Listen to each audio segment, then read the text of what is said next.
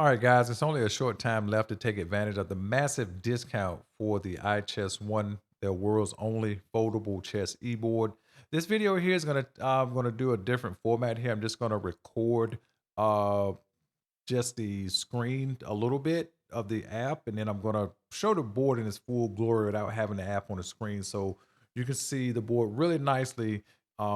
Me play this game online right before the release. So again, you only have several hours left. So anyway, my opponent played this weird version of the Scandinavian called the Kloosterboer Gambit, where he gambits the pawn on d5, c6, and even b7. But I don't take on b7. I go bishop to b5, and just did not play up what he's expecting.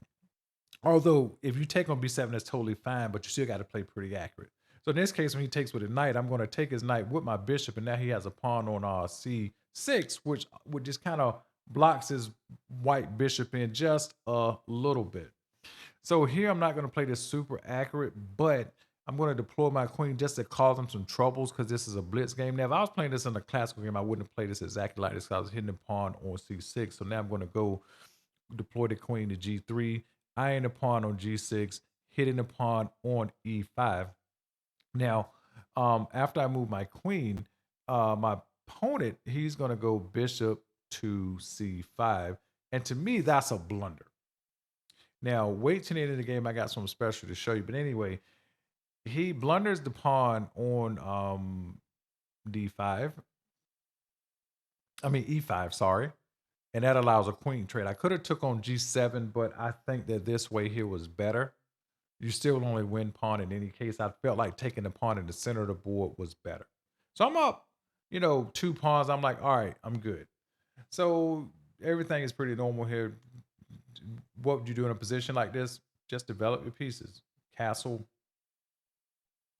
In hindsight, from a human standpoint, I probably would have developed my queen side a bit faster.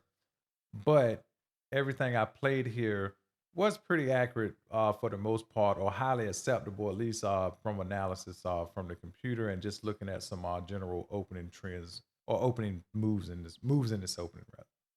So, for example, during the game, I didn't like that I gave him that knight move to b4 and I had to take my knight to a3, but it's totally fine because when you're in a situation like this, there's no queens on the board. There's already been some trades. You're up a couple of pawns. Just play it slow. There's no need to rush. So he brings the rook over to e8. I immediately challenge because my idea is that I want to trade pieces, but I mainly want to get a bishop to e3 to force a trade of those dark square bishops. Basically, I want to get rid of one of these bishops, and that dark square bishop is one of his best pieces. Although this position is not that great for black, but as white, you still have to play some pretty accurate moves. Now my knight he goes back here hoping that I'm gonna leave my knight there so he can take it with his bishop, then ruin my pawn structure. That probably still would be fine for white, but I'm gonna deploy my knight to c4, trying to press the issue of getting my bishop to e3 to force some trades. This here, I believe, was an inaccuracy because he allowed my knight to go to d3. Because what it does, black should actually just go ahead and trade here, but I can see why he wanted. He's down 2 pawns. There's no need to trade. So he's going to go back to b4, but c2 is still protected by my knight. So I'm going to go a3, and this forces a series of trades, but that's not exactly what's going to transpire. You'll see here in a second. But by virtue, so I'm thinking about, should I hit his knight with my bishop? Should I protect c2 with rook to e2? Or should I go a3? I thought about these in this order, and a3 was obviously the move. Again, I had to think about them. And a3 is obviously the move because this definitely forces trades no matter what black does. It forces at least 2 pieces to be traded. Or either here, just give me a better position. I'll put it that way. All right. So now he's gonna go bishop take knights on e3, and I'm gonna go pawn takes knight on b4, pressing the issue of trades. And let's see what my opponent does. He's taking a little time here thinking. there's really nothing, you know, he takes my knight. All right, I'm going to take his knight with a3.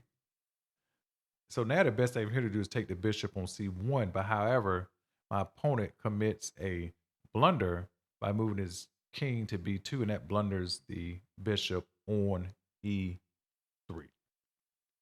And my opponent, after a few seconds of thought, he resigns here, and that's indicated that I win by the green LEDs on my side of the board and the red LEDs on his side of the board. So that's a quick game before the official release of the iChessONE. But I want to put up the Lichess analysis here and show you something really quick. Is that if you look at my opponent's statistics, Stockfish analysis do not credit him with any blunders. And to me, he clearly blundered the bishop on d3. And he also blundered the pawn in the middle of the board.